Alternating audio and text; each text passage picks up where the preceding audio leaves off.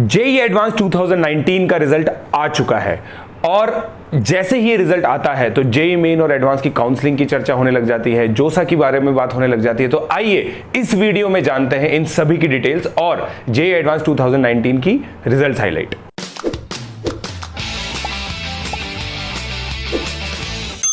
Welcome back students, मेरा नाम है प्रशांत जैन और इस वीडियो में हम लोग जेईई एडवांस 2019 का रिजल्ट एनालिसिस या फिर हाइलाइट्स के बारे में डिस्कशन करेंगे और जोसा की जो गाइडलाइंस होती हैं, काउंसलिंग गाइडलाइंस, उसके बारे में डिस्कशन करेंगे। आईआईटी रुड़की ने जेईई एडवांस का एग्जामिनेशन इस बार कंडक्ट करवाया था और उन्होंने अपनी प्रेस कॉन्फ्रेंस के थ्रू रिजल्ट्स को ब्रॉडली डिक्लेयर किया है। तकरीबन 38,000 बच्चे क्वालिफाई किए हैं और उन्होंने ये बताया कि 1,61,000 के करीब ही बच्चे इस बार एग्जामिनेशन में बैठे थे। ऑल्दो 2,45,000 बच्चे एलिजिबल डिक्लेयर किए गए थे, मगर उसमें से 161 बैठे 1000 और 38,000 करीब बच्चे सिलेक्ट हुए।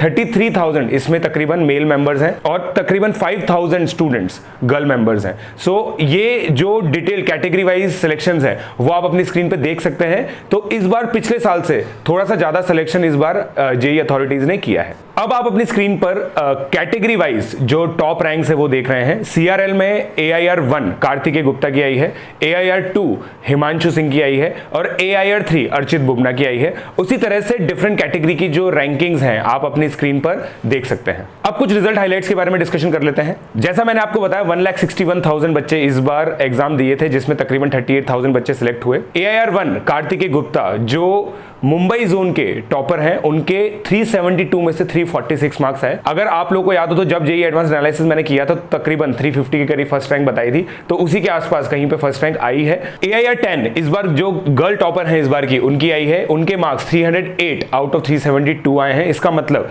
अगर टॉप 10 रैंक का कट ऑफ देखें तो 308 मार्क्स है, जो पिछले साल के हिसाब से ही इन लाइन है। अब जो काउंसलिंग की इंपॉर्टेंट डेट्स है उसके बारे में हम लोग थोड़ा सा डिस्कशन कर लेते हैं। काउंसलिंग जैसे ही रिजल्ट आता है उसके बाद स्टार्ट हो जाती है। अब जोसा 2019 की वेबसाइट लॉन्च कर दी जाएगी। उसके बाद सबसे पहले जो इंपॉर्टेंट डेट्स है वो हम लोग डिस्कस कर लेते हैं। तकरीबन जैसा मैंने बताया सेकंड वीक ऑफ जून के अंदर जो अभी चल रहा है, तो उसके अंदर स्टार्ट होगी काउंसलिंग प्रोसीजर। फिर उसके बाद बच्चों को सीट एलोकेशन भरना होता है। मॉक एलोकेशन एक आता है जिसके बेसिस पर आप ये अंदाजन देख सकते हैं कि आपको कौन सी ब्रांच मिल सकती है बेस्ड ऑन अदर स्टूडेंट जिन्होंने जो भी ब्रांचेस भरी है। 2 मॉक एलोकेशन के बाद एक लास्ट डेट आती है थर्ड वीक ऑफ जून के अंदर, जब आपको अपनी चॉइसेस फ्रीज करनी होती है। उसके बाद फर्स्ट राउंड से लेकर 7th राउंड तक 7 राउंड्स टोटल होते हैं जिसमें आपको सीट्स मिलती हैं। तो अब इसके अंदर क्या कैसे अप्लाई करना होता है, क्या राउंड्स होते हैं और कैसे बच्चे को सीट्स मिलती हैं, इसके बारे में अब डिस्कशन कर लेते हैं। अब जोसा की वेबसाइट पे के बारे में बात कर लेते हैं। जोसा की वेबसाइट पे आपको क्या करना होगा? सबसे पहले आपको ऑनलाइन रजिस्ट्रेशन करना होता है अपने जेईई मेन या फिर एडवांस के रोल नंबर और पासवर्ड के बेसिस पर। अब देखिए, किसी की जेईई मेन में बहुत अच्छी रैंक आई है, किसी की जेईई एडवांस में बहुत अच्छी रैंक आई है, किसी की दोनों में अच्छी रैंक आई है। जिस भी IIT या फिर NIT या फिर GFTI या फिर IIIT में आप जाना चाहते हैं उसी के हिसाब से आपको काउंसलिंग में पार्टिसिपेट करना पड़ेगा। इसका मतलब यह है कि आपको अपना जेईई मेन का रोल नंबर तब करना है जब आप NITs वगैरह में जा रहे हैं, और अगर जेईई एडवांस का रोल नंबर तब यूज करना है जब आप IITs के अंदर जा रहे हैं। फिर ऑनलाइन रजिस्ट्रेशन के बाद आप अपनी चॉइसेस भरेंगे। चॉइसेस भरने के लिए आप ओपनिंग क्लोजिंग रैंक की जो ग्रिड्स होती हैं उनको देखेंगे। ये हम लोगों ने हमारे पिछले वीडियोस में भी काफी चर्चा की है ओपनिंग क्लोजिंग रैंक की, और इस वीडियो में भी एंड में आपको एक लिंक मिलेगा जिस पे आप क्लिक करके देख सकते हैं कि कहां पे आप ओपनिंग क्लोजिंग रैंक देख सकते हैं। उसके बाद तीसरी चॉइस होती है सीट एक्सेप्टेंस की। तो सीट एक्सेप्ट करने के बाद जैसे आप सीट एक्सेप्ट कर लेते हैं उसके बाद आप काउंसलिंग प्रोसीजर से बाहर हो जाते हैं। अब देखिए होता क्या है कि जैसे चॉइसेस भर देते हैं तो उसके बाद क्या होता है, उसके बाद राउंड 1 राउंड 2 करके 7 राउंड तक आपको सीट्स मिलती रहती हैं। आपके पास 3 ऑप्शन होते हैं। अगर आपको मान लीजिए कोई सीट मिल गई है, इसका मतलब जो आपने अपनी चॉइसेस भरी थी उसी में से कोई सीट मिली होगी, आप उसको सबसे पहले फ्रीज कर सकते हैं। फ्रीज का मतलब यह है कि आपको जो भी सीट मिली है, जो भी IIT मिली है या फिर NIT मिली है, उससे आप खुश हैं और ब्रांच से भी आप खुश हैं। तो जब आप ब्रांच और कॉलेज दोनों से खुश होते हैं तो आप फ्रीज करके काउंसलिंग प्रोसीजर से बाहर हो सकते हैं और इंस्टीट्यूट में जाके रिपोर्टिंग इंस्टीट्यूट जो होते हैं वहां पे अपने डॉक्यूमेंट सबमिट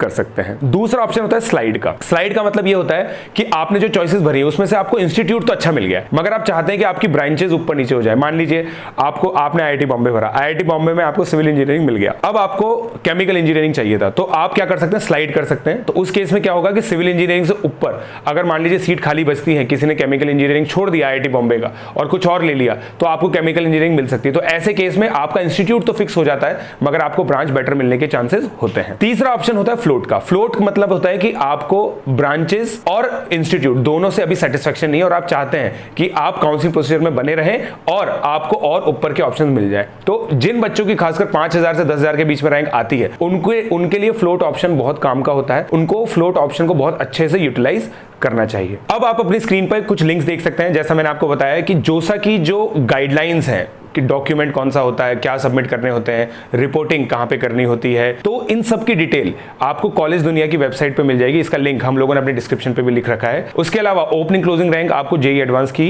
वेबसाइट पे मिल जाएगी, उसका लिंक भी हम लोगों ने आपको डिस्प्ले कर रखा है। अगर इससे रिलेटेड आपको कोई भी प्रॉब्लम आती है, कुछ भी चीज आप मुझसे पूछना चाहते हैं, तो प्लीज आप मेरे कमेंट बॉक्स पे कमेंट कर सकते हैं। इस वीडियो को आप अपने फ्रेंड्स के साथ शेयर कीजिए जो एनआईटीज या फिर आईआईटीज में एडमिशन लेना चाहते हैं, क्योंकि ये वीडियो और ये काउंसलिंग प्रोसीजर बहुत इंपॉर्टेंट है और इसमें डेडलाइंस बहुत ज्यादा सीरियस होती हैं। सो आई होप आपको ये वीडियो पसंद आया होगा। धन्यवाद।